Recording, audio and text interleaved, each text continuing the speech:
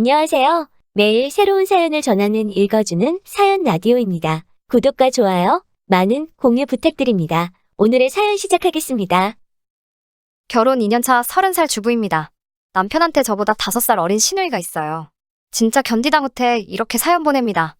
시월드 말로만 들었지. 제가 있는 이곳이 바로 시월드라는 건 상상도 못했습니다. 저는 결혼 전에도 미용이나 패션 쪽에 관심이 많았고 남들에게 옷 사는 게 취미라고 할 정도로 제 자신을 꾸미는 걸 좋아하던 사람입니다.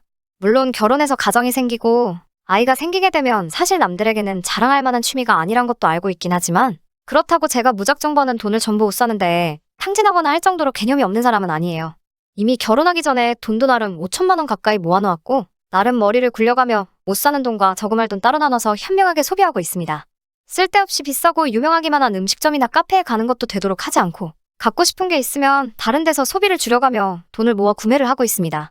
남편은 저보다 아이가 5살이 많은데다가 벌이도 사실 제가 더 많습니다.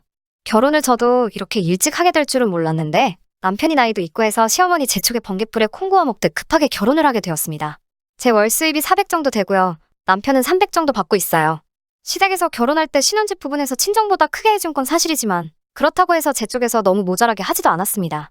제가 모은 돈으로 혼수를 하고 신혼집 구할 때 모자란 부분도 친정에서 지원을 해줬어요. 결혼이 마무리되고 남은 돈으로 시부모님 해외여행도 9박 10일로 끊어서 보내드렸습니다.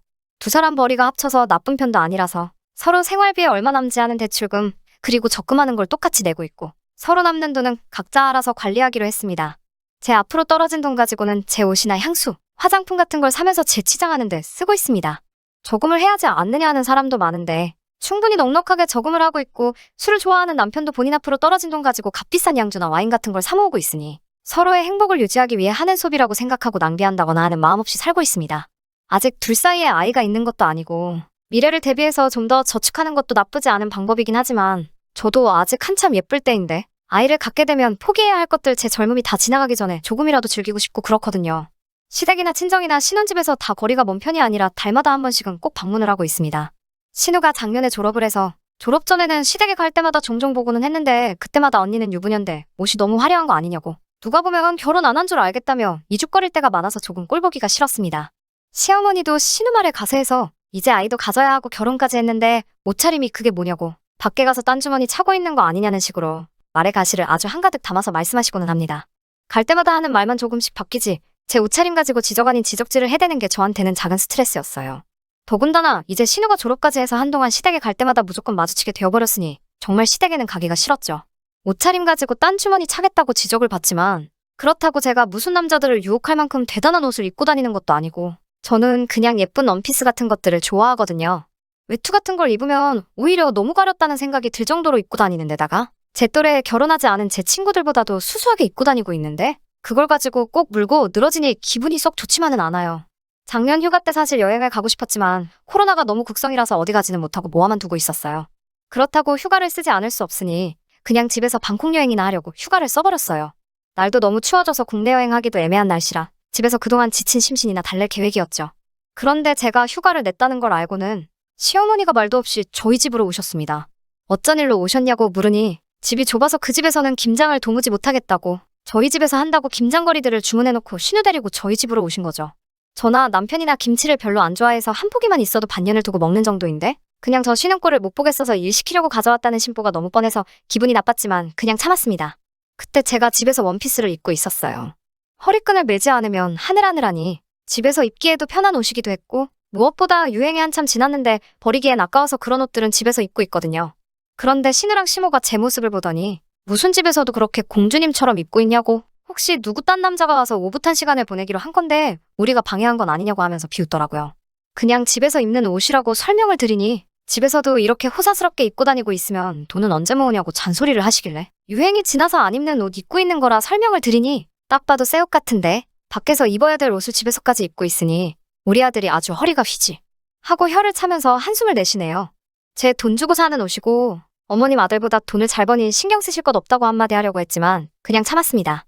옷 상태가 좋은 것도 제가 옷 사는 거 좋아하는 만큼 관리에도 철저하게 신경을 쓰기 때문이라고 말하고 싶었지만 정말 하나하나 다 상대하려면 하루 종일 걸릴 것 같아서 그냥 쓰는 수만 짓고 넘겼습니다. 아무리 집에서 입는 옷을 입고 있었다지만 원피스를 입고 김장을 할 수는 없으니 편한 옷으로 갈아입으려고 옷방으로 들어가는데 신우가 저를 쫓아오더라고요. 제 옷 좀 구경해도 되겠냐고 하면서요. 어차피 신우가 김장을 할 거라고는 생각이 들지 않으니 옆에서 헛소리하면서 속을 긁어놓을 바에야 천천히 옷 구경이 하라고 하고 대신 구겨지지 않게 신경만 써달라고 했어요. 한참 김장거리를 다듬고 있는데 신우가 엄마 이것 봐라 하면서 나오길래 봤더니 제가 최근에 정말 열심히 돈 모아서 사놓은 옷들을 입어가지고 나오더라고요. 정말 순간 욕이 나올 뻔했는데 겨우 참았습니다. 제 허락 없이 입은 것도 기가 차 죽겠는데 저한테 그 옷이 자기한테 더 잘 어울리는 것 같지 않냐면서 지금 입고 있는 거 자기한테 주면 안 되냐고 하네요. 시어머니도 이에 질세라 신우 말에 가세해서 우리 딸이 입으니까 아주 인물이 사내마네 하면서 너는 옷도 많으니 하나 줘라 좀 라고 거드네요. 그 옷 산다고 저도 먹고 싶은 거 참고 열심히 아껴서 큰맘 먹고 산 옷인데다가 아직 시창만 해보고 한 번도 입지 않은 옷이고 엄청 비싼 것들이라고 말을 하니 저보고 쪼잔하다는 식으로 말을 하면서 그럼 동창회 갈 때 한 번만 입게 빌려달라고 하네요. 제가 옷이 많은 건 사실이지만 신우한테 옷을 빌려줘야 하는 이유도 모르겠고 그리고 저는 옷 입을 때 옷태를 신경을 많이 쓰는 편이라 나름 몸 관리도 하고 있는데 신우는 저보다 살집이 조금 있는 편이거든요. 허리 부분이 이미 벌써 터지려고 하는 것 같은데 잘 어울린다고 하니 어이도 없고 아무튼 그냥 무조건 안 된다고 했습니다. 시어머니가 저보고 참 씀씀이가 박하다고 하면서 똑같은 걸로 사줄 테니까 다시 벗어서 걸어놓으라고 하는데 신우가 시어머니한테 엄마 이거 외투까지 다 합치면 200만 원 정도 할걸? 이라고 일러 바치듯이 이야기를 하네요. 시어머니는 그 말을 듣고 무슨 천조가리를 200만 원이나 주고 사냐고 돈이 아주 썩어나냐고 잔소리와 구박을 시작하셨어요. 저도 참다가 너무 화가 나서 한마디 쏘아붙일까 하고 있는데 마침 남편이 퇴근하고 들어오더라고요. 남편 앞에서 시가족들이랑 싸우기도 그렇고 참고 있으니 너무 억울해서 저는 그 길로 방문 쾅 닫고 들어가 버렸습니다. 밖에서 남편이 무슨 일이냐고 하고 있고 시어머니는 제 방을 향해서 저것 좀 보라고 싸가지가 아주 더럽게 없다고 뭐라 하시고 있고요. 김장하러 왔는데 자기들도 기분이 나빠서 내일 다시 와서 하겠다고 김장하던 거 그대로 두고 집으로 돌아가셨어요. 남편이 방으로 들어와 무슨 일이냐고 이야기하더라고요. 남편만큼은 제 기분을 이해해줄 것 같아서 자초지종을 이야기했는데 남편도 이야기를 듣고 나서 인상을 팍 쓰더니 아무리 그렇다고 시어머니한테 행동이 그게 뭐냐고 그리고 그까짓 거 그냥 주고 새로 사 입으면 되지 그걸 가지고 뭘 그렇게 치사하게 구냐고 그리고 자기도 제가 비싼 옷 그렇게 사 모으는 거 썩 좋아 보이지만 않는다고 과소비하고 있는 게 틀린 말은 아니지 않느냐고 하면서 뭐라고 하더라고요. 지가 몇백만 원씩 들여가며 술 사 모으는 거는 생각도 안 하고 팔은 안으로 굽는다고 아주 지 가족들 감싸는 게 아주 꼴보기가 싫었습니다. 그걸로 한참을 다퉜어요. 내가 빚을 내서 사는 것도 아니고 내 돈 모아서 내가 산 건데 오빠까지 그걸 가지고 나한테 뭐라고 하느냐고 연애하면서 결혼 생활하면서 오빠나 시어머니가 나한테 옷 한 벌이라도 사준 적 있냐고 한바탕 싸웠지요. 정말 전부 다 꼴도 보기 싫고 그래서 다음 날에도 시모 얼굴 보면 진짜 뭐라 한마디 할 것 같아서 아침 일찍 그냥 볼 일 있다고 하고 밖으로 나가버렸습니다. 밤늦게 집에 돌아오고 나니 김장은 다 하고 간 건지 정리는 다 되어 있었습니다. 저 없이 그 많은 김장을 시어머니 혼자서 한 생각을 하니 저도 너무했나 싶기도 해서 신우이 옷이나 한 벌 사주자고 하려고 오빠와 다툰 걸 풀려볼까 하고 방으로 가고 있는데 제 옷방문이 열려 있더라고요. 평소에 꼭 닫고 다니는데 말이에요. 예상한 대로 그날 시어머니 신우와 함께 와가지고 무슨 패션쇼라도 했는지 제 옷들은 전부 다 엉망이 되어 있었고 전날 입어본 옷들은 빌려간 건지 가져간 건지 아무래도 보이지 않더라고요. 오빠하고 풀기는커녕 그날로 대판 싸우게 되었고 냉전 상태에 들어갔습니다. 하루만 입는다고 빌려간 제 옷은 2주가 지난 뒤에 돌려주러 왔네요. 옷을 돌려받고 보니 옷이 아주 개판이 되어 있었어요. 안 맞는 옷을 억지로 끼워 넣으니 자크 부분은 견디다 못해 터져 있고 떡볶이를 일부러 흘리면서 먹었는지 옷에 빨간 국물이 덕지덕지 묻어 있더라고요. 신우한테 옷이 이게 뭐냐고 따지니 세탁소에 맡기면 되지 않느냐고 저한테 10,000원짜리 한 장을 던지면서 언니 그렇게 안 봤는데 진짜 쪼잔한 사람이네요? 라고 말하고 밖으로 나가버리네요. 돌아가는 신우 붙잡아 이게 무슨 경우냐고 한바탕 하고 있는데 남편이 쫓아나와서 한다는 말이 옷이 입다 보면 망가질 수도 있는 거 가지고 애한테 성질을 내고 있냐며 끝까지 동생 편을 들더라고요. 저도 참을 만큼 참았습니다. 신우가 제 옷 훔쳐가는 것도 싫고 시모가 신우 빈정대는 거 거드는 것도 싫고 남편이 지들 가족만 챙기고 편드는 것도 전부 다 싫으네요. 어떻게 다시는 저한테 이딴 짓 못하게 확실하게 한 방 먹여줄 방법이 없을까요? 이젠 더 이상 참을 수가 없네요. 후기 보내드릴게요. 여러분들이 나눠주신 의견 전부 감사히 받았습니다. 남편이 가족들 편들면서 서운하게 한 것도 있기는 한데 그렇다고 무작정 이혼하라고 하시는 의견은 조금 아닌 것 같아요. 물론 남편이 시가족 편드는 게 이번 한 번만이 아닐 거라는 의견도 10분 이해는 갑니다만 애초에 신우가 제 옷을 입어서 망가뜨렸다는 이유가 이혼 사유가 될 것 같다고 생각하지는 않아요. 고부 갈등도 이혼 사유가 된다고들 설명해 주셨는데 사실말을 조금 밉게 하고 심보가 고약해서 그렇지. 김장한 것만 봐도 저희 시키는 거 좋아하시지만 또 제가 없으면 없는 대로 할 일은 다 하시는 편이에요. 그냥 저는 이 사람들의 못된 버릇을 한번 고쳐주고 싶다는 생각밖에 없네요. 그래서 눈에는 눈, 이에는 이 작전을 실행하기로 했습니다.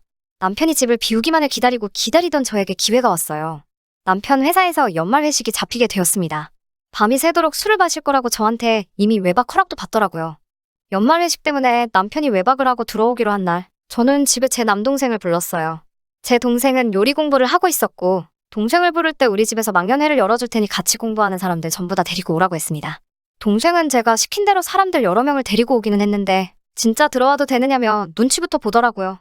제가 걱정하지 말라고, 매형은 내일이나 돼야 들어오니까 공부하느라 힘쓰는 학생들한테 이 누나가 대접 좀 해주고 싶다고 하고 안으로 들였어요. 그리고 그 앞에 남편이 수집한 술들을 전부 다 꺼내놨죠.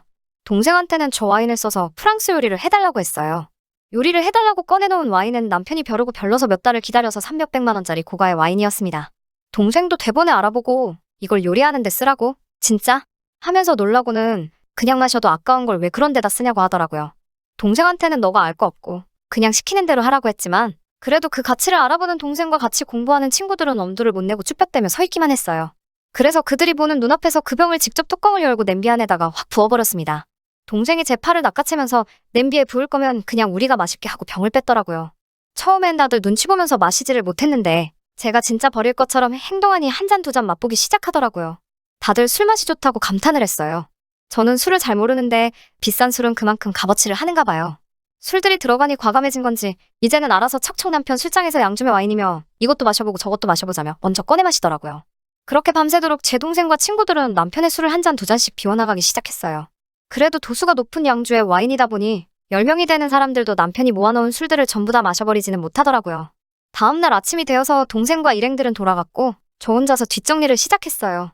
그리고 오후가 지나서야 남편은 아직도 술이 덜 깬 채로 집으로 들어오더라고요. 분리수거도 해야 하고 일부러 남편 보라고 현관 앞에 빈 병들을 전부 깔아놨어요. 아직도 술이 덜 게 알딸딸한 와중에도 눈앞에 펼쳐진 빈 병들을 보니 정신이 확 들었는지 문 앞에서 비명을 지르더라고요. 당장에 방문을 열고 들어와서 이게 다 뭐냐고 저한테 역정을 내기 시작했어요. 저는 쫄지 않고 남편 앞에다가 한마디 했지요. 왜? 다른 사람도 아니고 하나뿐인 처남이 술 마신 게 아까워? 오빠는 저거 말고도 술 많잖아. 술은 다 똑같은 술 아냐? 안 마시고 구경만 할 거면 빈 병만 있어도 되는 거 아니야? 혹시 진짜 아까워서 그러는 거야? 자기가 제 옷 가지고 신우한테 했던 말이 있으니 그거랑 그게 같냐고 따지고 싶었지만 끙끙대면서 아무 말도 못 꺼내는 남편을 보니 너무 속이 후련하더라고요. 그날 이후로 신우도 시어머니도 저한테 옷 가지고 아무 말도 하지 않아요. 특히 신우가 제 눈치를 엄청 보더라고요. 아마 모르는 척 하고 있지만 남편이 시가족들한테 제가 꼭지가 돌면 아주 감당할 수 없다고 조심하라고 경고를 했나 봐요. 제가 대로주면 말로 갚는 도라이라는 걸 깨달았을 테니 이제 함부로 저를 건들지 못할 거예요. 신우랑 시모한테 풀었어야 하는 걸 남편한테 풀었으니 속으로 약간이나마 미안한 마음은 있네요. 그래도 자기 건 소중하고 제 건 아무렇게나 다뤄도 된다는 썩어빠진 생각을 고쳐줬으니 한동안은 불쌍해서라도 잘 해주려고요. 그러면 제 사연은 이만 마치도록 할게요. 모두 좋은 하루 되시고요. 긴 이야기 들어주셔서 감사합니다. 오늘의 사연은 여기까지입니다. 구독과 좋아요, 알람 설정해주시면 앞으로 더 좋은 사연으로 찾아오겠습니다. 감사합니다.